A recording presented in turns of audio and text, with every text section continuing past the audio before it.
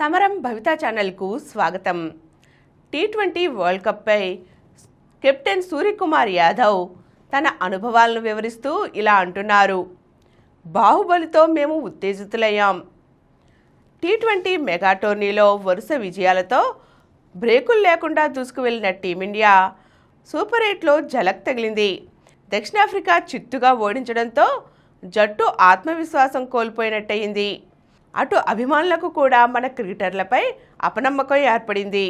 ఈ స్థితి నుంచి తిరిగి ఛాంపియన్గా మారేందుకు బాహుబలి, కేసరి సినిమాల్లో పాటలతో ఉత్తేజాన్ని నింపుకున్నాం. అంతేకాక ఇదే మ్యాచ్లో ఫామ్లో ఉన్న స్పిన్నర్ అక్షర్ను పక్కన పెట్టాలనే నిర్ణయం కూడా తీవ్ర విమర్శలకు లోనైంది. దక్షిణాఫ్రికాతో ఓటమి మాకు కనువిప్పు లాంటిది. అందుకే మరింత శ్రద్ధగా ప్రత్యేకంగా సన్నద్ధం కావాలనుకున్నాం. ఫీల్డింగ్ కోచ్ దిలీప్ కూడా ప్రాక్టీస్లో బెస్ట్ ఫీల్డర్కు 10,000 ఇచ్చి ప్రోత్సహించారు. ఇక వీడియో అనలిస్ట్ అయితే గత 2 ఏళ్ల మా ప్రదర్శనకు సంబంధించిన వీడియోను రూపొందించారు. ఇందులో బ్యాటర్ల కోసం బాహుబలి సాంగ్, బౌలర్ల కోసం కేసరి మూవీలోని ఓ షేరా తీరితే తాజ్ పాటతో మాలో స్ఫూర్తి నింపారు. సూపర్ 8 ఆరంభ మ్యాచ్లో అక్షర్ను బెంచ్ పైనే ఉంచాం. ఆ నిర్ణయం పటేల్కు తీవ్ర ఆగ్రహాన్ని కలిగించింది. తమ జట్టు వైస్ కెప్టెన్ కూడా దక్షిణాఫ్రికాపై తను లేకపోవడం దెబ్బతీసింది. అందుకే మ్యాచ్ ముగిశాక పొరపాటు చేశాం, క్షమించమని అక్షర్ను కోరాను. తను కూడా అర్థం చేసుకున్నాడు. తరువాతి రోజు మేమంతా మామూలుగానే మాట్లాడుకున్నాం. సంజు శాంసన్ అత్యంత కీలక మ్యాచ్ల్లో 97, 89, 89 స్కోర్లు సాధించాడు.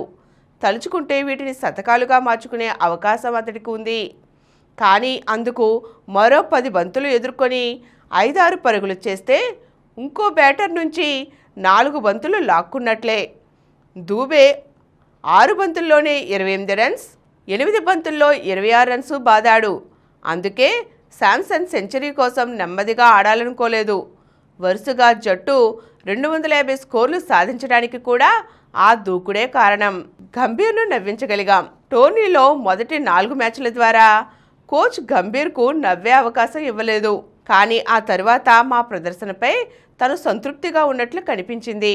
ఇక ఫైనల్ ముగిశాక గౌతీ తనివి తీరా నవ్వుకునే అవకాశం వచ్చింది. అభిషేక్పై మేం పూర్తి నమ్మకం ఉంచాం. తను ఓ 8 ఓవర్లు బ్యాటింగ్ చేశాడంటే మ్యాచ్ ముగించినట్లే. అందుకే ఓ సందర్భంలో అతనికి చెప్పాను, వరల్డ్ కప్లోని 9 గేముల్లో 8 నువ్వు డకౌట్లు అయినా ఫైనల్లో తొలి బంతిని నువ్వే ఎదుర్కొంటావనే భరోసానిచ్చా. అదే జరిగింది. కివీస్పై 18 బంతుల్లోనే 50 బాదడమే కాక పవర్ ప్లేలోనే జట్టు 90 రన్స్ సాధించింది. అక్కడి నుంచి మ్యాచ్ స్వరూపమే మారింది. అందుకే ఆటగాళ్లకు మద్దతివ్వడం ముఖ్యం. ఛాంపియన్గా నిలిచాక మేమంతా మా కుటుంబ సభ్యులతో కలిసి మైదానంలోనే రాత్రి 2 వరకు ఉన్నాం. హోటల్కు చేరుకున్నాక కూడా నిద్రపోలేదు.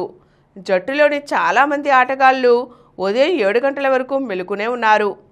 అంచనాలకు తగ్గట్టుగానే మా జట్టు వరుసగా 2 టీ20 వరల్డ్ కప్లను గెలిచింది. మూడోసారి గెలిచి హ్యాట్రిక్ సాధించేందుకు కృషి చేస్తాం. Why not hat trick? అంతేకాక ఒలింపిక్స్లోనూ విజయం సాధించాలనుకుంటున్నామని ఆయన తెలియజేశారు. ఈరోజు మన టీమిండియా కెప్టెన్ సూర్యకుమార్ యాదవ్ తన టీ20 మ్యాచ్ గెలవడంపై, కప్పు సాధించడంపై తన అనుభవాలను తెలియచేయడం తెలుసుకున్నాం కదండి. మరో చక్కని అంశంతో మళ్ళీ కలుద్దాం. ఈ కార్యక్రమం మీకు ఎంతో నచ్చింది కదా. ఇటువంటి మరిన్ని వీడియోల కోసం అనతి కాలంలోనే 21 కోట్ల వ్యూస్ సాధించిన సమరం ఛానల్ సమర్పించు సమరం భవితా ఛానల్కు సబ్స్క్రైబ్ చేయండి, లైక్ చేయండి, మీ ఫ్రెండ్స్కి షేర్ చేయండి. అలాగే ప్రక్కనున్న గంట సింబల్ని ప్రెస్ చేయడం మర్చిపోకండి.